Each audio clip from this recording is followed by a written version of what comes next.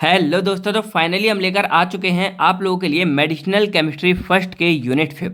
तो देखो, हमने अपना प्रॉमिस पूरा किया। अब आपको बस पढ़ाई करनी है और मार्क्स बहुत ज़्यादा अच्छे लेकर आने हैं। और जैसा एग्जाम हो, जितने मार्क्स आए, सारा कुछ आपको कमेंट्स में हमें बताना भी है कि कैसा आपका रिजल्ट वगैरह रहेगा।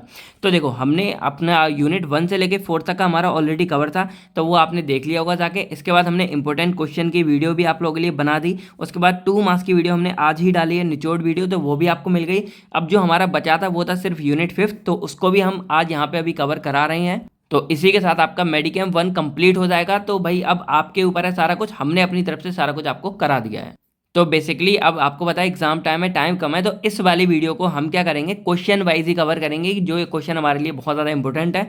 तो ये जो हमारी पूरी यूनिट है, इसमें सबसे ज़्यादा इंपॉर्टेंट टॉपिक हमारे 2-3 बनते हैं। पहला हमारा आता है जनरल एनेस्थेटिक क्या होते हैं, और उसके अंदर से हमारे हेलोथेंस, मीथोहेक्सिटल और कीटामाइन, इन तीनों की सिंथेसिस आती है, तो हमने यहाँ पे कवर की है।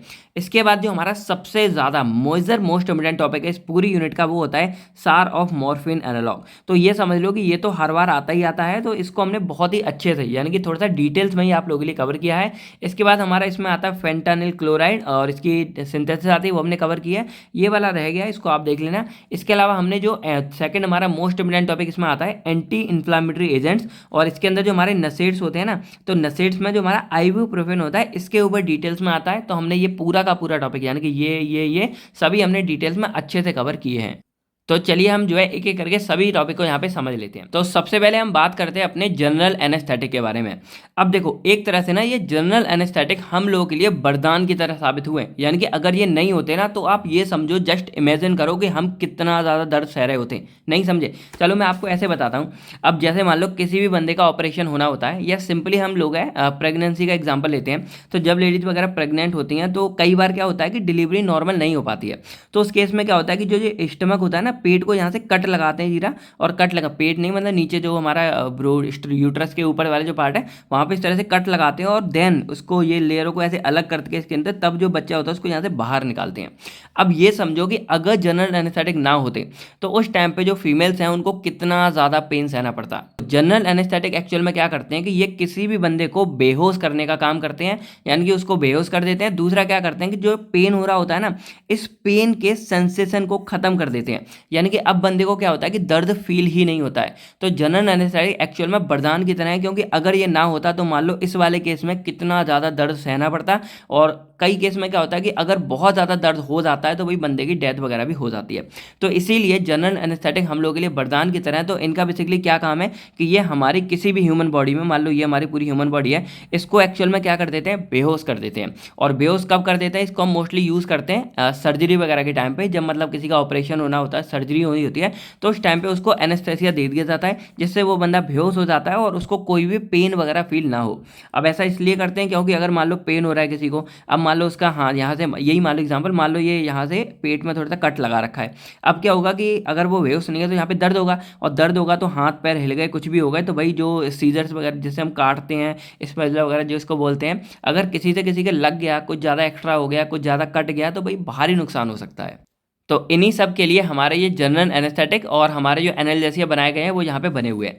तो सिंपली अगर हम इसको डिफाइन करें, तो general anaesthetic are the CNS depressant, यानी कि ये बेसिकली क्या करते हैं कि जो हमारा सेंट्रल नर्वस सिस्टम है ना, वही तो हमारी पूरी बॉडी को कंट्रोल करता था, तो उसी सीएनएस को क्या कर देते हैं, डिप्रेस कर देते हैं ये।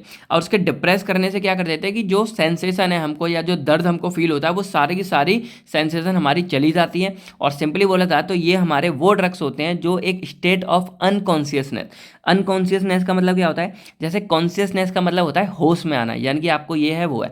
अनकॉन्शियसनेस का मतलब होता है बेहोश होना, यानी कि एक ऐसी अवस्था है जब आपको कोई होश ही नहीं है, आप क्या कर रहे हो, कैसे किधर घूम रहे हो, आपको कोई होश नहीं है, आप बेहोश हो चुके हो।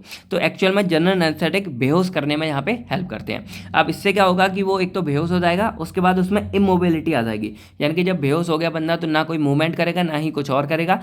और इसके अलावा वो एनाल्जेसिया शो करता है, यानी कि उसको कोई पेन वगैरह नहीं होगा। और इस वजह से क्या है कि अब जो बंदा है, वो सर्जिकल प्रोसीजर उसके ऊपर परफॉर्म किया जा सकता है, यानी कि उस बंदे की चीर फाड़ वगैरह जो मर्जी हो वो कर सकते हैं। और इससे ना ही उसको कोई पेन होगा, और जब उसको कोई दर्द नहीं होगा, तो वो कोई भी डिस्ट्रप्शन क्रिएट नहीं करेगा, यानी कि ऐसा नहीं है बीच में आके कोई डिस्टर्बेंस कर रहा है, कोई भी डिस्टर्बेंस वगैरह क्रिएट नहीं करेगा। तो इसी चक्कर में जनरल एनेस्थेटिक का ये बेसिकली काम है, और इस तरह ये हमारी काम करते हैं। तो एनेस्थेसिया अगर हम इसको तोड़कर भी वर्ड को देखें, तो एन का मतलब होता है विदाउट, और एस्थिया का मतलब होता है है सेंसेशन या फिर फीलिंग। यानी कि सिंपल बोला जाए तो यहाँ पे एक ऐसी कंडीशन है जो हमें बिना फीलिंग की होती है, हमें कोई फीलिंग नहीं है उस टाइम पे, हमें कोई होश नहीं है, हम एक्चुअल में बेहोश होते हैं। अब हम बात करें यहाँ पे स्टेजेस ऑफ जनरल एनेस्थेसिया के बारे में, तो वैसे ये क्वेश्चन कम आता है लेकिन कभी 2 मार्क्स वगैरह में भी कई बार देखने को मिल जाता है। तो जो जनरल एनेस्थेसिया होता है ना, इसमें बेसिकली 4 स्टेज होती हैं। अब क्या होता है, सबसे पहले यहाँ पे तो बेसिकली जो हमारी पहली स्टेज होती है ना, ये हमारी होती है एनाल्जेसिया यानी कि पेन रिलीफ वाली। अब इसमें क्या होता है कि जैसे कोई भी पेशेंट है, उसको जब एनेस्थेसिया दिया जाता है यानी कि उसको जब इनहेल कर दिया गया है, तो धीरे धीरे क्या होता है, वो अपना होश खोना शुरू करता है। तो जस्ट ये स्टार्टिंग कंडीशन होती है और होश खोना शुरू करता है। तो ये तो हमारी बात की है, पहला काम क्या कर देता है वो कि पेन रिलीफ, उसको कोई भी दर्द वगैरह होना बंद हो जाता है, वो एकदम मस्त मौला हो जाता है कि कुछ हो ही नहीं रहा है उसको। देन हमारी सेकंड स्टेज आती है, वो आती है एक्साइटमेंट वाली।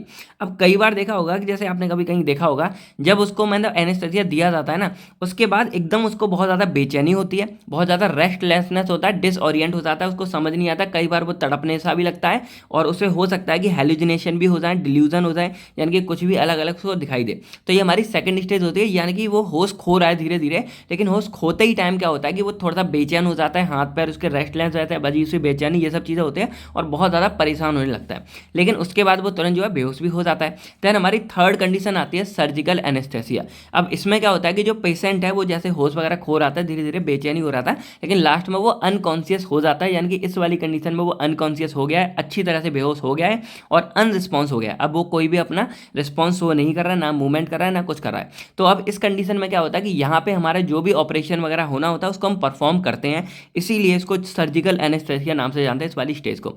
और यहाँ पे जब पूरा कंप्लीट हो जाता है, देन उसके बाद हम हटते हैं अलग। तो देन हमारी आती है स्टेज 4। अब स्टेज 4 हमारी बहुत ही डेंजरस कंडीशन है और ये किसी के में ना आए यही अच्छा होता है, क्योंकि स्टेज 4 में क्या होता है कि जैसे एनेस्थेसिया जब दिया गया तो ऑपरेशन वगैरह हो गए, उसके बाद क्या होता है कि ये जो एनेस्थेसिया दिया गया ना, हो सकता है ये किसी किसी को क्या कर दे, साइड इफेक्ट कॉज कर दे। और साइड इफेक्ट में एक आता है मेडुलरी पैरालिसिस। इसका मतलब क्या होता है कि रेस्पिरेटरी अटैक, एकदम उसको सांस वगैरह आना बंद हो जाए और सांस वगैरह उसकी वापस ना आ पाए। मतलब वो क्या होगा कि एनेस्थेसिया मतलब गया बेहोश और नॉर्मल कंडीशन में वापस आ ही नहीं पा रहा है। तो इस कंडीशन को हम स्टेज 4 बोलते हैं कि यहाँ पर उसको मेनली रेस्पिरेटरी फेलियर या रेस्पिरेटरी अटैक वगैरह आ सकता है। तो ये स्टेप बेसिकली अवॉइड ही करना चाहिए, क्योंकि अगर ये स्टेप एक बार शुरू हो गया तो ये रेस्पिरेटरी पैरालिसिस यानी कि हमारा पूरा रेस्पिरेशन फेल होने से शुरू होता है और एंड जाते जाते हमारा हार्ट फेलियर तक और ज़्यादा ही सीरियस हो जाए तो डेथ तक हो जाती है। तो इसीलिए ये स्टेप भाई इसको बचाएं डॉक्टर, तो यही अच्छा होता है, तो इसको मेनली बचाते ही हैं वो लोग।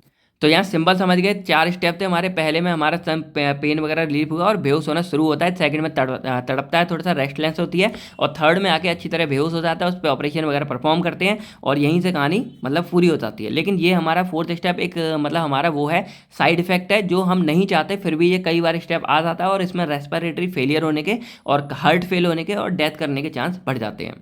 अब हम बात करते हैं जनरल एनेस्थेसिया की क्लासिफिकेशन के बारे में। तो मैंने यहाँ पे नहीं लिखी, डायरेक्ट लिखा, तो यहीं से समझ लो। तो बेसिकली 3 तरह की हमारी क्लास होती है। पहली आती है इनहेलेशन एनेस्थेसिया, सेकंड आती है अल्ट्रा शॉर्ट एक्टिंग बारबिट्यूरेट्स और थर्ड आती है हमारी डिसोसिएट एनेस्थेसिया। इनके एग्जाम्पल जो मोस्ट इंपोर्टेंट वाले थे यानी कि स्टार वाले ड्रग थे वो मैंने आप लोगों के लिए लिख दिए हैं, उन्हीं को आप यहाँ पे आगे समझ लेते हैं। तो जो हमारा पहला आता है इनहेलेशन एनेस्थेसिया, इसका मतलब क्या होता है कि जैसे आप लोगों ने ऑक्सीजन का वो कहते हैं ना चुप चुप के में, भाई ऑक्सीजन की बाटली खत्म हो रही है तो कह रहे हैं भाई कितना ऑक्सीजन पिएगा, तो जो नोज पे हम क्या लगाते हैं, वेंटिलेशन लगाते हैं और उसके थ्रू जो है एयर वगैरह यानी कि ऑक्सीजन जो है बंदे के अंदर जाती है। तो जो इनहेलेशन एनेस्थेसिया होते हैं ना, उनको उसी के द्वारा जो ऑक्सीजन वाला बाटली होता है उसी के साथ इनहेल कर दिया जाता है। और जब वो अंदर जाता है बॉडी में, अंदर जाने के बाद क्या होता है हमारे ब्लड में मिलेगा और ब्लड में मिलने के बाद क्या करेगा, वो हमारे सीएनएस को डिप्रेस करके क्या कर देगा, बेहोश यानी कि होश उसका बंदे का खो देता है और उसको अनकॉन्शियस बना देता है यानी कि बेहोश कर देता है। और यही हमारा होता है इनहेलेशन एनेस्थेसिया। मतलब इसमें जो गैस या लिक्विड फॉर्म में होते हैं, वॉलेटाइल लिक्विड होता है जो उड़ जाता है, मतलब थोड़ा सा उसको हीट दोगे। जैसे आपने कभी बिक्स को आपने देखा ही होगा, तो जब मतलब भाप लेते हैं ना बिक्स को, पानी में डाल के उबाल के उसमें नाक में लेते हैं, तो वो वॉलेटाइल होती है यानी कि थोड़ा सा टेम्परेचर बढ़ने पे वो हमारा वेपर्स में कन्वर्ट हो जाता है और उसको हम लोग इनहेल कर सकते हैं। तो वही होता है ये वाला इनहेलेशन कि हमारे या तो गैस फॉर्म में होगा या वॉलेटाइल फॉर्म में होता है, और इसको बेसिकली हम क्या करते हैं ऑक्सीजन के साथ एडमिनिस्ट्रेट करके अपनी बॉडी के अंदर लेते हैं और जैसे ही हमारी बॉडी में आएगा हमको बेहोश कर देता है। तो इनहेलेशन मतलब होता है या तो नोज या फिर लंग्स में हम इसको अंदर ले रहे हैं। और एनेस्थेटिक मतलब वो ड्रग्स जो हमारे सेंसेशन को खो देंगे, यानी कि हमको बेहोश कर देंगे। इसके एग्जाम्पल हमारे हेलोथेन हो गया, और यहाँ पे मेथॉक्सीफ्लुरेन हो गया, या फिर हमारा इनफ्लुरेन हो गया। तो हमारा इंपॉर्टेंट यहाँ पे हेलोथेन वाला था, तो उसी को हम यहाँ पे अच्छे से देख लेते हैं। तो सबसे पहले हम बात करते हैं अपने हेलोथेन के बारे में। तो ये हमारा पहला मतलब जनरल एनेस्थेटिक का ड्रग होता है, और ये हमारा इनहेलेशन कैटेगरी में बिलोंग करता है। ठीक है, ये बातें कुछ आप लिख देना जब अगर एग्जाम में आता है, अच्छा रहेगा आपके लिए। तो इसका मॉलिक्यूलर फॉर्मूला होता है हमारा C2HBrClF3, यानी कि इसमें 2 कार्बन प्रेजेंट है, एक हमारा हाइड्रोजन प्रेजेंट है, एक बीआर ग्रुप प्रेजेंट है, एक क्लोरीन ग्रुप प्रेजेंट है, और 3 हमारे फ्लोरीन ग्रुप प्रेजेंट है। तो ये आपको यहाँ दिख रहा होगा। अब इसका आईयूपीएसी नेम होता है 2 ब्रोमो 2 क्लोरो, यानी कि ये हमारा ज़्यादा है तो इधर से नंबरिंग होगी 1 2 हो गया हमारा। अब यहाँ पे 2 क्लोरो 2 ब्रोमो, और इसके बाद हमारे यहाँ पे 1 1 1 3 बार है, तो 1 1 1 ट्राईफ्लोरो इथेन हो जाता है। अब इसकी सिंथेसिस के बारे में बात करें, पहली वाली थोड़ी सी कॉम्प्लिकेटेड थी, तो ये सिंपल तरीके से मैंने आपको यहाँ पे दोबारा लिख दिया। तो जैसे हमारा सबसे पहले हम लेंगे ट्राईक्लोरो इथेन, जो आपको दिख रहा होगा क्लोरीन क्लोरीन, और यहाँ पे 3 हमारे क्लोरो लगे हैं, तो हमारा ट्राईक्लोरो इथेन हो जाता है ये। तो अभी तो आप इसको इथील लिख लो क्योंकि डबल बॉन्ड है, लेकिन हम यहाँ पे इसकी एडिशन कराते हैं HCl के साथ में। तो जैसे हम इसकी HCl के साथ में कराते हैं, ये हमारा जो डबल बॉन्ड है वो टूट जाएगा। अब यहाँ पे क्या होता है कि जो एक Cl है हमारा वो इधर जुड़ जाता है जाके, मान लो यहीं पे जाके जुड़ गया, और एक H हमारा इधर जुड़ जाता है। तो अब जो हमारा बनता है वो बनता है कंपाउंड टेट्राक्लोरोइथेन। अब यहाँ पे क्या होगा कि जैसे 2 क्लोरीन की जगह हमारे यहाँ पे 3 क्लोरीन ग्रुप जुड़ गए, और एक कार्बन पे हमारे क्या है कि 1 क्लोरीन है, और बाकी हमारे 2 हाइड्रोजन लगे हुए हैं। तो इस तरह ही हमारा पूरा यहाँ पे बन जाता है। देन अब हम इसकी रिएक्शन कराते हैं 3HF के साथ में। अब यहाँ पे क्या होता है कि जब HF के साथ में रिएक्शन कराते हैं तो ये जो F है ना फ्लोरीन, वो हमारे इन तीनों क्लोरीन को क्या कर देगा, रिप्लेस कर देगा, और खुद यहाँ पे इनकी जगह आके लग गया। और लग गया तो यहाँ से जो तीनों क्लोरीन हमारे बाहर निकले। अब यहाँ से जो 3 हाइड्रोजन थे वो इन तीनों के साथ क्या करेंगे, मिलकर HCl बना देते हैं, और हमारा 3HCl यहाँ से बाहर निकल जाता है। तो स्टार्टिंग में जो हमने HCl जोड़ा था एडिशन करने के लिए, वो हमारा यहाँ से बाहर निकल गया, और हमारा जो है एक पूरा बाई प्रोडक्ट बनकर तैयार हो गया, जिसका नाम होता है 2 क्लोरो, ये हमारे 2 पे क्लोरो, और 1 1 1 ट्राईफ्लोरो इथेन बन जाता है। अब हम क्या करेंगे, अब इसके हम कराते हैं ब्रोमिनेशन Br2 के साथ में। अब एक Br हमारा क्या करेगा, किसी भी एक H को, मान लो ये H था तो इसको रिप्लेस करके खुद इसकी जगह जाके अटैच हो जाएगा।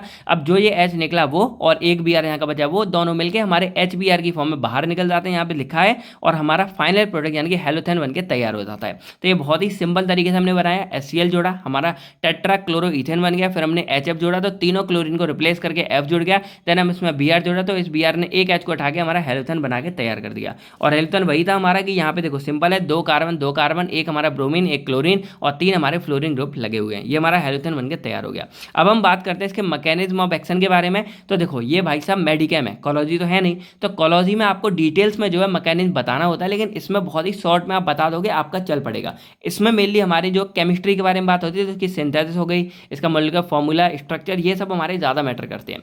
तो यहाँ पे अगर हम बात करें इसके मैकेनिज्म ऑफ एक्शन के बारे में, तो हमारा एक गाबा रिसेप्टर होता है। तो गाबा जो रिसेप्टर होते हैं ना, वो बेसिकली इनहिबिटरी रिस्पॉन्स शो करते हैं। यानी कि इसका मतलब क्या होता है कि अगर मान लो गाबा एक्टिवेट हो गया, तो ये जो हमारे बाकी के न्यूरॉन्स होते हैं, जो न्यूरोट्रांसमीटर होते हैं, उनके रिस्पॉन्सेस को कम कर देते हैं। अब यहाँ पे देखो क्या होता है कि ये जो हमारा था हेलोथेन, वो क्या करेगा, गाबा को एक्टिवेट कर देगा। और जब गाबा एक्टिवेट हो जाएगा तो गाबा का काम क्या था, इनहिबिटरी रिस्पॉन्स शो करना। तो ये क्या करेगा, जैसे ये हमारे जो न्यूरॉन्स हैं उनके इफेक्ट को कम कर देगा। और जब हमारा न्यूरोट्रांसमीटर जो हमारा नर्वस सिस्टम था वो जब डिक्रीज हो जाएगा, डाउन हो जाएगा, उसी को तो हम यहाँ बोलते हैं कि CNS को डिप्रेस कर दिया। और जब हमारा CNS डिप्रेस हो जाएगा तो ऑब्वियसली बात है कि हमें यहाँ पे बेहोशी आएगी, अनकॉन्शियसनेस हो जाएगा, हमें कोई होश वगैरह नहीं रहेगा। और यही काम हमारा हेलोथेन यहाँ पे करता है कि ये हमारे जितने भी न्यूरॉन्स वगैरह हैं सभी को इनहिबिट कर देगा, उनके एक्शन परफॉर्म को इनहिबिट कर देगा। तो हमारी पूरी बॉडी में जो भी इंफॉर्मेशन ट्रांसमिट हो रही है इधर से उधर जा रही, सारा कुछ हमारे न्यूरॉन्स की मदद से होता है। जब न्यूरॉन्स ही हमारे यहाँ पे डिप्रेस हो जाएंगे तो हमें कोई भी एक्शन देखने को नहीं मिलता। और इसको परफॉर्म कौन कराता है, हमारे जितने भी जनरल एनेस्थीसिया होते हैं वो। तो यहाँ पे गावा को मतलब बाइंड करके ये अपना एक्शन शो करते हैं। सिर्फ इतना लिख के आ जाओगे, आपके लिए मोर देन इनफ होगा।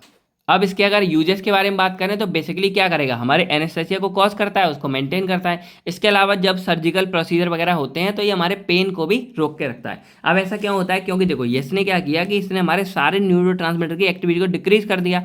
और उसमें क्या होता है कि कुछ हमारे न्यूरोट्रांसमीटर जो पेन के लिए रिस्पॉन्सिबल होते हैं, यानी कि हमारे पेन को मतलब एक्टिवेट करते हैं, तो वो वाले न्यूरोट्रांसमीटर भी डिक्रीज हो जाते हैं। तो इससे जो हमारा पेन हमको फील होना होता है वो हमको पेन फील ही नहीं होता, और इसीलिए ये हमारे इस तरह काम करते हैं। अब हमारी इसकी सेकंड क्लास आती है अल्ट्रा शॉर्ट एक्टिंग बार्बिचुरेट्स। अब इसका मतलब बेसिकली क्या होता है, देखो नाम से समझो, अल्ट्रा शॉर्ट का मतलब होता है कि बहुत ही कम टाइम के लिए ये अपना एक्शन शो करते हैं। अब बेसिकली देखा जाए तो ये हमारे जनरल एनेस्थेसिया की क्लास के होते हैं, मतलब ये भी हमें बेहोशी कॉज करेंगे, लेकिन इनका क्या होता है, दो काम है। पहला होता है कि ये रैपिड होते हैं, यानी कि जितने भी बाकी के हमारे जनरल एनेस्थेसिया है ना, उनसे ज़्यादा तेज काम करते हैं। अगर आप इसको कोई देता है तो 30 सेकंड से लेके 1 मिनट के अंदर वो बंदा बेहोश हो जाएगा। लेकिन इनका सेकंड क्या रूप आता है, जल्दी तो देते हैं लेकिन ये जल्दी खत्म भी हो जाते हैं। मतलब मान लो कि अप्रॉक्स 30 मिनट तक क्या है कि ये अपना एक्शन प्रोड्यूस करेंगे, उसके बाद बंदे को होश आना शुरू हो जाएगा। तो अगर आपको रैपिड चाहिए तो भाई ज़्यादा लंबे टाइम तक के लिए नहीं मिलेगा, वो तो अब इसलिए बात है। तो यहाँ पर रैपिड हमको अनकॉन्शियसनेस हो जाती है, जल्दी बेहोश हो जाओगे, लेकिन जो टाइम होगा बेहोश होने का वो हमारा कम होगा, लगभग 30 मिनट तक हमारा होता है। अब इसके बाद क्या होता है, ये हमारे उस टाइम यूज़ करेंगे जब माइनर प्रोसीजर वगैरह होगा। जैसे मान लो किसी को छोटे मोटी सर्जरी होनी है, किसी का 15-20 मिनट का काम है, उस टाइम के लिए इन वाले बारबिटूरेट्स का हम इस्तेमाल करते हैं, जो बेसिकली जनरल एनेस्थेसिया कॉज करते हैं। अब इसमें हमारे दो एग्जांपल आते हैं। पहला हमारा आता है मीथोहेक्सिटल सोडियम, सेकंड हमारा आता है थायोपेंटल सोडियम। अब देखो जो हमारा मीथोहेक्सिटल सोडियम है ना, उसका स्ट्रक्चर आपको यहाँ दिख रहा होगा, थोड़ा सा कॉम्प्लिकेटेड हो जाता है, पर आप यहाँ देख लेना, अब एग्जाम टाइम ही है भाई, क्या ही ज़्यादा कर लोगे आप। तो यहाँ पे ये पूरा आपको दिख रहा होगा। अब इसमें ये पूरा एक तरह से हमारे साइक्लोहेक्सेन की रिंग है, यहाँ पे 3 हमारे यहाँ पे कीटो ग्रुप यानी कि ऑक्सीजन के साथ यहाँ जुड़े होते हैं। एक इधर NH है और इधर N के साथ CH3 लगा हुआ है, और यहाँ पूरा ये हमारा मिला दिख रहा होगा। तो इसका मॉलिक्यूलर फॉर्मूला होता है हमारा C14H18N2O3 और Na पॉजिटिव।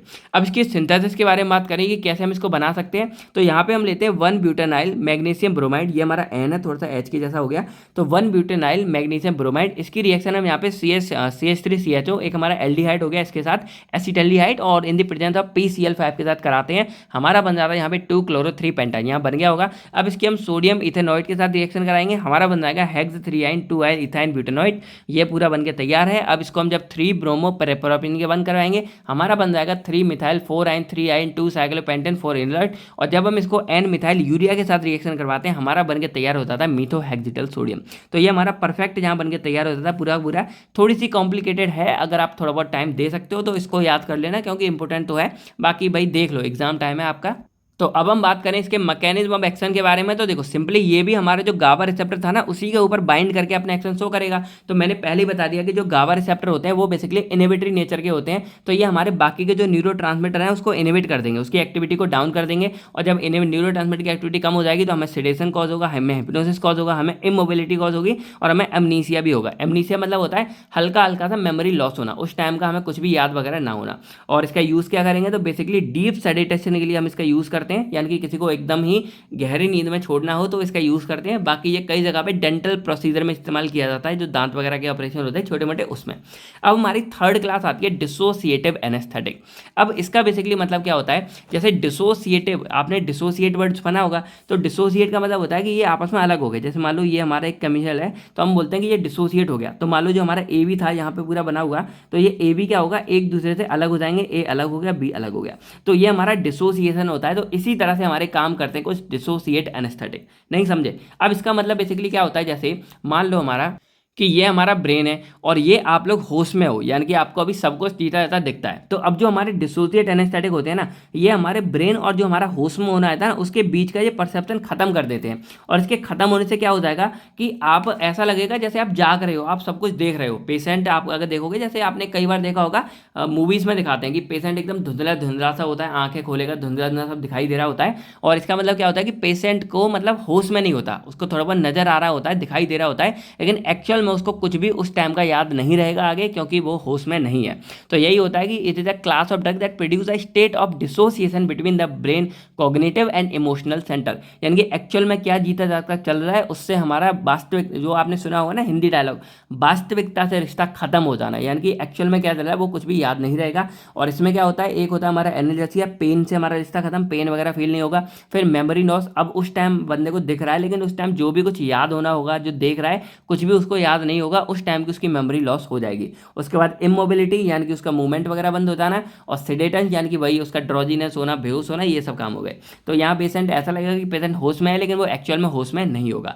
अब इसका एग्जाम्पल हमारा आता है कीटामाइन HCl। तो कीटामाइन HCl का यहाँ पे आपको पूरा स्ट्रक्चर दिख रहा होगा, एक हमारी साइक्लोहेक्सेन की रिंग है, यहाँ पे हमारा पूरा कीटोन ग्रुप लगा हुआ है, और यहाँ पे हमारा NH के साथ CH3 मिथाइल ग्रुप लगा हुआ है। ये पूरी एक हमारी बेंजीन की रिंग है, जिसके साथ हमारा क्लोरीन ग्रुप क्लोराइड जुड़ा है, और यहाँ पे हमारा HCl लगा है। इसका मॉलिक्यूलर फॉर्मूला या हमारा ये पूरा दिख गया, फॉर्मूला होता है C13H16Cln।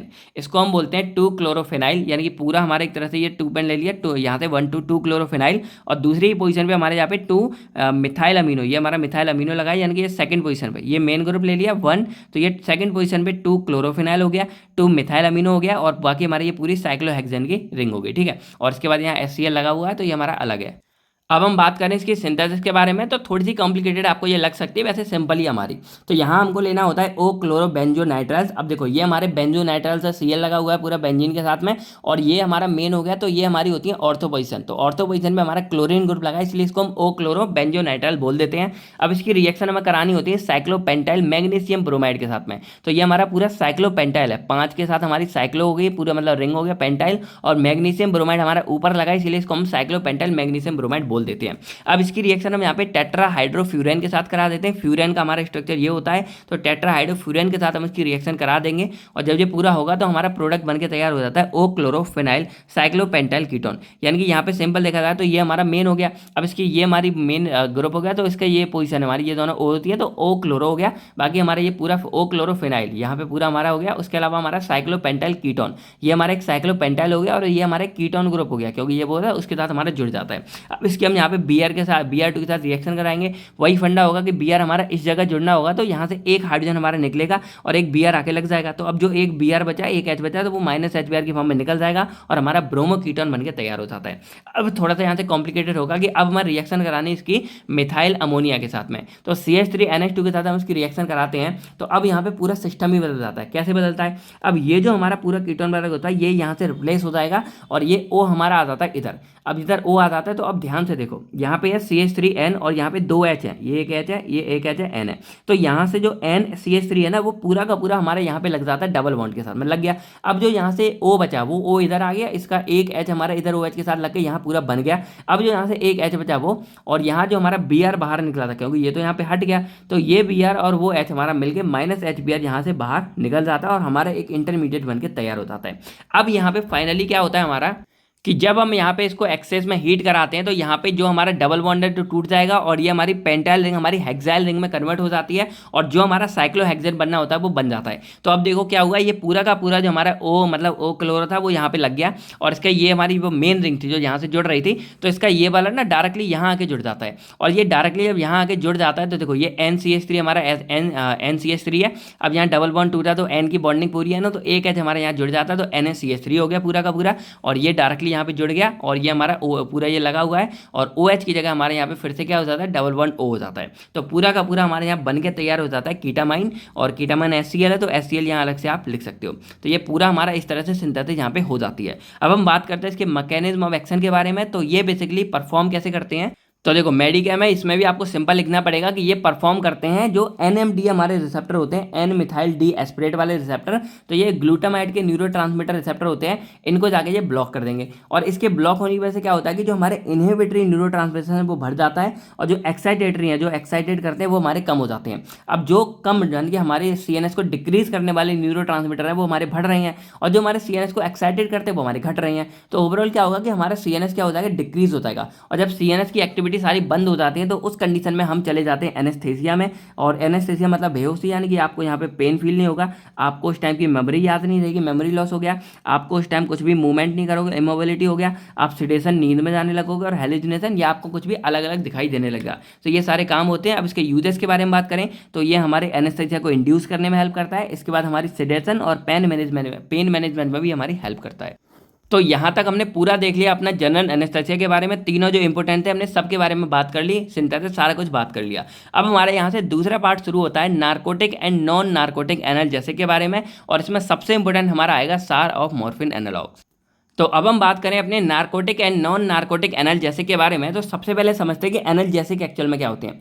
तो एनाल्जेसिक हमारे वो ड्रग्स होते हैं जो बेसिकली जो हमें दर्द हो रहा होता है ना, पेन, उस पेन को कम करते हैं, यानी कि use to relief pain, pain से हमको राहत दिलाते हैं without causing loss of consciousness.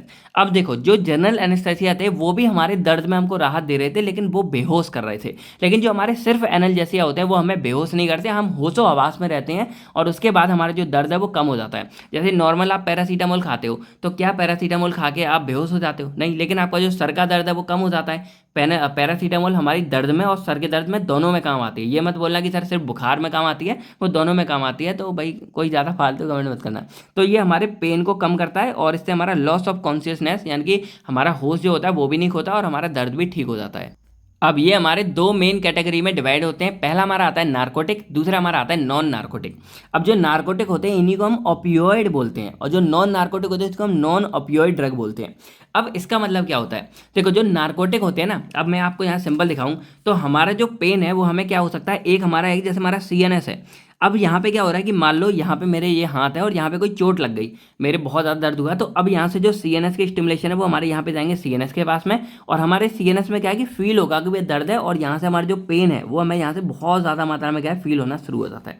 अब जो नार्कोटिक वाले होते हैं ना वो एक्चुअल में क्या करते हैं कि ये हमारे वो ड्रग्स हैं जो हमारे सीएनएस को यहाँ पे क्या कर देंगे, डिप्रेस कर देंगे। और जब सीएनएस को जाके ये डिप्रेस कर देते हैं तो उस केस में क्या होता है कि हमें जो पेन की फीलिंग है, जो हमें पेन हो रहा होता है, पेन का थ्रेशोल्ड है वो सारा का सारा खत्म हो जाता है और हमें पेन फील ही नहीं होता है। इसीलिए जो हमारे नार्कोटिक एनाल्जेसिक हैं वो काफ़ी ज़्यादा स्ट्रांग माने जाते हैं, क्योंकि अगर मान लो जो खतरनाक वाला दर्द होता है ना उसमें भी ये हमारी बहुत ज़्यादा हेल्प करते हैं। इवन अब जैसे मान लो एग्जांपल के लिए मान लो जैसे जो देश के भाई फौजी लोग वगैरह होते हैं, अब कभी वो जैसे फाइट वगैरह लड़ रहे होते हैं तो कई बार होता है कि उनका हाथ वगैरह कहीं कट जाता है या कभी गोली लग जाती है, तो उस टाइम बहुत ही खतरनाक पेन होता है। तो वो क्या करते हैं, वो मॉर्फिन का इंजेक्शन डायरेक्टली उस जगह पे लगाते हैं और वो मॉर्फिन का इंजेक्शन क्या करेगा, उस जगह के बिल्कुल दर्द को खत्म कर देता है। आप समझ लो कि कितना ज़्यादा उधर दर्द हो रहा होगा, लेकिन मॉर्फिन ने क्या किया, वो दर्द को खत्म कर दिया। मॉर्फिन या कोई और हमारे नार्कोटिक एनाल जैसे लगाते हैं, लेकिन इससे क्या होता है कि जो हमारा सीएनएस है ना इस पे थोड़ा सा बुरा इंपैक्ट पड़ता है, लेकिन उस टाइम के लिए क्या है कि वो बंदा रह लेता है और आगे और भी कंटिन्यूस फाइट लड़ाई करते हैं। तो यहाँ पे बेसिकली क्या है कि अच्छे काम करते हैं, लेकिन इसका नुकसान क्या है कि ये हमारे सीएनएस पे बैड इफेक्ट डालता है। अब क्या इफेक्ट डालता है, तो एक तो ये डिपेंडेंस कॉज करते हैं, यानी कि इसकी आदत पड़ सकती है। दूसरा टॉलरेंस, यानी कि अगर एक बार मान लो मॉर्फिन वगैरह आप लगा लोगे तो ये छोटी मोटी चीज़ें हैं जैसे पैरासीटामोल हो गई, एस्प्रिन हो गई, इनसे आपको इफेक्ट ही नहीं पड़ेगा अगर आपको उसकी आदत लग जाती है तो। इसके अलावा इसकी एडिक्शन हो जाएगी, यानी कि अब आपको हर बार जो है इसी की जरूरत पड़ने वाली है। तो इसके एग्जाम्पल हमारे होते हैं मॉर्फिन, कोडीन और फेंटानिल हो गई, ठीक है। तो फेंटानिल हमारे इसका हमें आगे भी पढ़ना पड़ेगा। तो ये हमारे नार्कोटिक वाले हो जाते हैं। अब हम बात करेंगे नॉन नार्कोटिक एनाल्जेसिक के बारे में। तो ये बेसिकली एक और बात, जो हमारे नार्कोटिक है ये ओपियोइड्स होते हैं, तो ये हमारे ओपीएम से बनते हैं। ओपीएम जो अफीम वगैरह होता है ना उससे ये हमारे बनते हैं, और इसीलिए आपने देखा होगा जो अफीम वगैरह का नशा करते हैं ना तो उसमें क्या है कि सीएनएस हमारा पूरा डिक्रीज हो जाता है, मतलब सीएनएस पूरा मतलब लो हो जाएगा, डिप्रेस फील ही नहीं होता, तो बंदा एकदम झूम जाता है मस्त, क्योंकि दिमाग की जितनी भी टेंशन है वो सारी सीएनएस में चलती है। तो जब सीएनएस हमारा एक बार डिप्रेस हो गया तो कुछ हमें ना फील होता है ना हमें कुछ लगता है और आदमी मस्त हो जाता है। वहीं अगर हम बात करें अपने नॉन नार्कोटिक एनाल्जेसिक के बारे में, तो ये वो होते हैं जो ओपीएम से ड्राइव नहीं किए जाते, मतलब ओपीएम वगैरह से नहीं बनाए जाते हैं। और अगर आप ये क्या करते हैं, जैसे हमारा दिमाग एक होता है सीएनएस, एक होता है हमारा पीएनएस, पेरिफेरल नर्व सिस्टम, जो पूरी बॉडी में होता है। तो ये मोस्टली हमारे पीएनएस पे काम करते हैं, सीएनएस का सपोर्ट लेंगे, बाकी मोस्टली हमारे पेरिफेरल नर्वस सिस्टम पे काम करते हैं। और ये बेसिकली कैसे काम करेंगे तो इसका मैकेनिज्म आपको आगे समझ आएगा। बस सिंपल समझो कि ये हमारे बहुत ज़्यादा सेफ होते हैं और लेस एडिक्टिव होते हैं, मतलब इनकी ज़्यादा आदत नहीं पड़ती है। और ये भी मतलब, लेकिन इनका बस ये नुकसान कि ये हमारे जो कम फीवर कम पेन होगा, यानी कि हमारा अगर खतरनाक वाला पेन है उसमें हमारा नार्कोटिक का काम आएगा। लेकिन जो मान लो छोटा मोटा पेन है, सर में दर्द हो रहा है, किसी के उंगली गिर गया तब पेन हो रहा है, उस केस में हमारे ये नॉर्मल वाले नॉन नार्कोटिक वाले बहुत ज़्यादा हेल्प करते हैं, नॉन वाले। लेकिन जो गहरा दर्द है जैसे हाथ कट गया या गोली लगी, उस केस में हमें इसी वाले की ज़रूरत पड़ती है, और इसके अलावा ये वाले उसको ठीक नहीं कर पाते। तो क्या समझे हम कि नार्कोटिक हमारे नुकसानदायक है, लेकिन जो सीवर पेन है यानी कि जो खतरनाक पेन है उसमें हमारी ये हेल्प करता है। लेकिन जो नॉन नार्कोटिक वाला है इसके कोई नुकसान वगैरह नहीं है, लेकिन ये सिर्फ और सिर्फ हमारे जो हल्का फुल्का दर्द होता है, मीडियम से मॉडरेट जो दर्द होता है उसमें हेल्प करेगा। जो सीवर वाला पेन है, बहुत खतरनाक वाला पेन है, उसमें ये हमारी हेल्प नहीं करता है। अब हम बात करते हैं तो हमारी नार्कोटिक के अंदर की पहली क्लास आती है मॉर्फिन वाली। तो morphine and it's related drug. तो मॉर्फिन हमारा एक नेचुरली ऑक्यूरिंग ओपियोइड एल्कोइड्स होता है। जो हमारे ओपियोइड्स है ना ओपीएम, उससे नेचुरल तरीके से हमारा मॉर्फिन बनता है, और ये हमारा किससे ड्राइव्ड होता है, ओपीएम से, जो हमारा अफीम होता है। बाकी ये हमारा मॉडरेट से सीवर पेन यानी कि जो खतरनाक वाला पेन है उन सबको ट्रीट करने में हमारी हेल्प करता है। अब ये हमारा जो है नार्कोटिक एनाल्जेसिक की क्लास को बिलोंग करता है, इसीलिए क्या है कि ये हमारे सीएनएस में हमको डिपेंडेंस, हमको टॉलरेंस और हमको एडिक्शन जैसी प्रॉब्लम कॉज कर सकता है। तो अब हमारा आता है आज का सबसे मोस्ट इम्पोर्टेंट टॉपिक, सार ऑफ मॉर्फिन एनालॉग। अब देखो मॉर्फिन के एनालॉग्स क्या होते हैं। तो मॉर्फिन आपने समझ लिया कि एक मतलब नेचुरली ऑक्यूरिंग हमारा है, ओपियोड से हमारा बना है और हमारे सीवर पेन को ट्रीट करने में हेल्प करेगा और नार्कोटिक क्लास से बिलोंग करता है। तो जो मॉर्फिन वाला है ना, वो उसी के जैसा सेम कंपाउंड होता है, यानी कि सारा कुछ हमारा सेम है, क्योंकि ये मॉर्फिन एनालॉग का मतलब होता है सेम जैसा दिखने वाला। तो मॉर्फिन एनालॉग का मतलब होता है कि ये हमारे मॉर्फिन के ही जैसे हमारे कुछ कंपाउंड है जो हमारे बनाए गए हैं, प्रोड्यूस किए गए हैं, कैसे, हमारे मॉर्फिन में ही कुछ ना कुछ चेंज करके। अब इसका फायदा क्या होता है, जब मॉर्फिन में कुछ ना कुछ चेंज कर देंगे तो मॉर्फिन के मान लो कुछ नुकसानदायक थे, कुछ फायदे थे, तो उन सब एक्टिविटी को हम यहाँ पे अल्टर कर सकते हैं। तो बेसिकली हमारी जो एनाल्जेसिक प्रॉपर्टी थी, यानी कि हमारे पेन को ठीक करने की प्रॉपर्टी, उसमें कुछ चेंज करने के लिए, हमारे जो मॉर्फिन के साइड इफेक्ट थे उस साइड इफेक्ट को कम करने के लिए, और जो फार्माकोकाइनेटिक थे कैसे हमारे बॉडी में ट्रैवल करा था उन चीज़ों को ठीक करने के लिए। तो इन सब के लिए हमारे मॉर्फिन के एनालॉग बनाए जाते हैं। तो अब हम बात करते हैं इसके सार के बारे में। तो सार एक्चुअल में क्या होता है, सार की फुल फॉर्म होती है स्ट्रक्चर एक्टिविटी रिलेशनशिप। अब इसका मतलब क्या होता है, बहुत ही सिंपल तरीके से समझ लो। अब जैसे मान लो कोई हमारा एक कंपाउंड है ए, तो इसका मान लो ये हमारा नॉर्मल सा स्ट्रक्चर है। तो अब जब इसका ये स्ट्रक्चर है तो ये कुछ हमारी बॉडी में क्या है, फार्माकोलॉजिकल एक्शन प्रोवाइड कर रहा है। अब मैं क्या करता हूँ कि मान लो मैंने स्ट्रक्चर में कुछ ना कुछ चेंज कर दिया, मैंने यहाँ पे 4 डंडे लगा दिए, तो अब इससे अगर मैंने इसमें कुछ चेंज किया तो हो सकता है कि इससे जो इसका फार्माकोलॉजिकल एक्शन था वो भी हमारा या तो बढ़ जाएगा या फिर घट जाएगा। तो यही स्टडी हमें करनी होती है सार के अंदर में, कि कोई भी हमारा कंपाउंड है उसका जो स्ट्रक्चर यहाँ पे बना हुआ है, तो अगर इसके स्ट्रक्चर में हम कुछ भी चेंज करते हैं तो उसके चेंज होने की वजह से हमारे पूरे के पूरे कंपाउंड की एक्टिविटी में क्या फर्क पड़ता है, उसी को हम यहाँ पे बोलते हैं सार, यानी कि स्ट्रक्चरल एक्टिविटी रिलेशनशिप। यानी कि अगर स्ट्रक्चर बदलते हैं तो उसकी एक्टिविटी पे क्या इफेक्ट पड़ेगा, तो इन दोनों के बीच के रिलेशनशिप को हम यहाँ बोलते हैं। अब अगर नहीं समझ आया कुछ वैसे तो समझ लो कि जैसे मान लो मैं हूँ, तो मेरे अभी 2 हाथ है तो मैं काम कर रहा हूँ। अगर मान लो मेरे 4 हाथ लगा दो, 2 दिमाग लगा दो, 2 आंखें लगा दो, तो मैं डबल काम कर पाऊंगा या ट्रिपल काम कर पाऊंगा। तो यहाँ मेरे में चेंज हुआ तो मैंने काम को अपने बढ़ा दिया। उसी तरह हमारे स्ट्रक्चर में अगर कुछ चेंज होगा तो वो अपने काम को बढ़ाएगा या घटाएगा, यही हमें देखना होता है। तो बेसिकली सबसे पहले जब आप ये सार लिखना होता है, ये सार लिखो, इसका आपको स्ट्रक्चर बनाना होता है। तो ये हमारा पूरा का पूरा एक मॉर्फिन का एनालॉग है, या मॉर्फिन ही आप बोल सकते हो। तो इसके अंदर बेसिकली क्या है कि सबसे पहले यहाँ पे हमारी एक फिनाइल रिंग, या हम बोल सकते हैं बेंजीन की रिंग लगी होती है पूरी की पूरी, और इसके बाद हमारी यहाँ पे एक OH ग्रुप लगा होता है, हाइड्रोक्सी ग्रुप हो गया हमारा, ये पूरा लगा है। अब इसके साथ यहाँ पे एक हमारी साइक्लोहेक्सेन लगी होती है। देखो यहाँ पे कोई भी हमारा बॉन्ड नहीं है, तो ये पूरा का पूरा हमारा साइक्लोहेक्सेन होता है, यानी कि यहाँ कोई भी आपको डबल बॉन्ड देखने को नहीं मिलता। इसके बाद इसके नीचे हमारी लगी होती है एक फ्यूरेन की रिंग। तो फ्यूरेन में यहाँ पे ऑक्सीजन लगा होता है, बाकी यहाँ पे हमारा कोई भी डबल बॉन्ड नहीं है। इसके बाद यहाँ पे हमारी एक लगी होती है एलिसाइक्लिक की रिंग। अब ऐसा इसलिए है क्योंकि यहाँ पे एक जगह, यानी कि सिर्फ ये जो हमारा 7 और 8 जगह है ना, यहाँ पर हमारा एक डबल बॉन्ड लगा होता है, इसीलिए हम उसको एलिसाइक्लिक अनसैचुरेटेड लिंकेज या एलिसाइक्लिक अनसैचुरेटेड रिंग बोल देते हैं। अब इसके भी 6 पोजीशन पे हमारा ऑक्सीजन यानी कि एक हाइड्रोक्सी ग्रुप लगा होता है। तो एक यहाँ पे हमारा हाइड्रोक्सी ग्रुप लगा होता है। अब इसके ऊपर यानी कि ये जो आपको रिंग दिख रही होगी, ये हमारी मान लो ऐसे खड़ी हुई है, ये हमारा पूरा बेड लेटा हुआ है, तो इसके ऐसी खड़ी हुई है हमारी ऊपर को रिंग होती है। तो यहाँ पे ये हमारी पोजीशन कार्बन हो गई, ये कार्बन हो गई, और इसके इधर लगे पे हमारे लगा होता है नाइट्रोजन, और इधर हमारे ये नीचे होता है। अब इसके जो इधर नाइट्रोजन है इसके साथ हमारा लगा होता है यहाँ पे CH3 यानी कि एक मिथाइल ग्रुप लगा होता है। तो ये कंप्लीट हमारा होता है पूरा का पूरा मॉर्फिन का स्ट्रक्चर।